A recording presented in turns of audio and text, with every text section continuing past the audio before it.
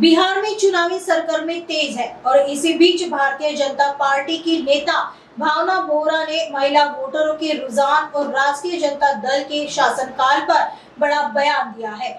बोहरा ने दावा किया है कि इस चुनाव में राष्ट्रीय जनतांत्रिक गठबंधन को महिलाओं का जबरदस्त समर्थन मिल रहा है और महिलाओं का वोट प्रतिशत भी बढ़ने वाला है। बीजेपी नेता भावना बोहरा ने राष्ट्रीय जनता दल के शासनकाल को जंगल राज बताते हुए कहा कि बिहार की जनता उस दौर को दोहराने के लिए बिल्कुल तैयार नहीं है। सुनिए उन्होंने क्या कहा है।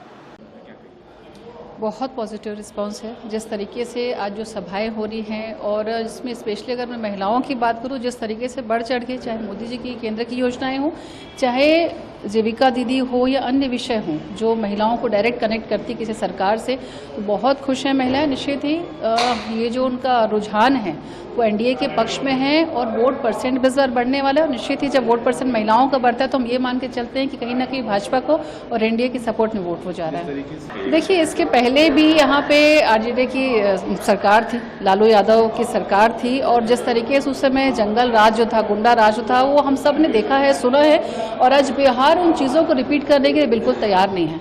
नीतीश जी की सरकार है, मोदी जी के नेतृत्व में जो जिस तरीके से आज पटना की बात करें, बिहार के बाद इस तरीके से तेजी से विकास हुआ है, तो लोग विकास के नाम पे ही उन्हीं मुद्दों पे वोट देने वाले। रहा सवाल जो चुनावी घोषणाओं को, ये चुनावी घोषणाएं बस बन करके रह जाएंगी, ना तो इनकी सरकार बनने वाली है और ना ही ये उन घोषणाओं को पूरा करने के मूड में। छत्तीसगढ़ में कई विषय आए थे, हम छत्तीसगढ़ से हैं, वहाँ भी जब कांग्रेस की सरकार बनी इसके पहले 2023 के पहले, तो इसी तरीके से बहुत सारी घोषणाएं, शराबबंदी की घोषणाएं हैं और अलग अलग घोषणाएं की गई थी, लेकिन धरातल पे कुछ नहीं हुआ था।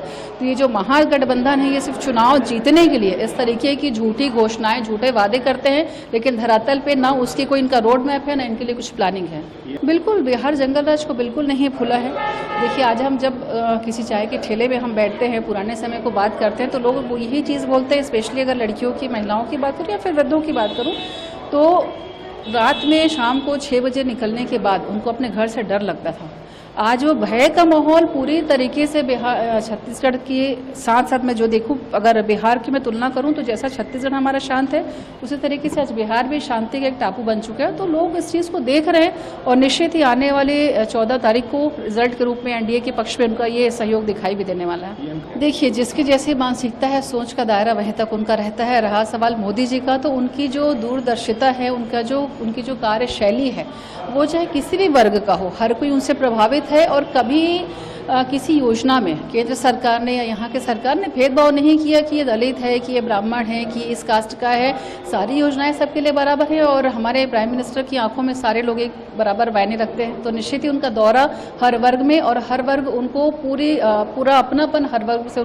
देखिए, लगातार ये इंडी गठबंधन कोई पहला विषय नहीं है। इसके पहले भी जितने मुद्दे आए हैं, लगातार हर मुद्दों में या तो वो खुद कंफ्यूज रहते हैं, डिसाइड नहीं कर पाते हैं, और जिस तरीके से उनका नेतृत्व जिसको मानते हैं, वो गठबंधन का नेतृत्व कौन कर रहा है, यही आज तक क्लियर नहीं हो पाया है। तो फिर बाकी तो बात बहुत दूर की है। देखिए, अभी जो चुनाव है, निश्चित ही ये मोदी जी के मार्गदर्शन में और नीतीश जी के नेतृत्व में तय होने वाला है। और भारतीय जनता पार्टी में पीएम या एनडीए की सरकार में सीएम को लेकर के कभी कोई झगड़ा, कभी कोई द्वंद्व नहीं रहा है। चीजें बहुत आसानी से आप देखेंगे, सीट का जो बंटवारा भी हुआ, बहुत आसानी से, बिना किसी प्रकार की उलझन के, बहुत स्पष्टता के साथ सारी चीजें हुई हैं। और आने वाले समय में जो चीजें हैं, पार्टी संगठन तय करेगी और बहुत अच्छे से होगी।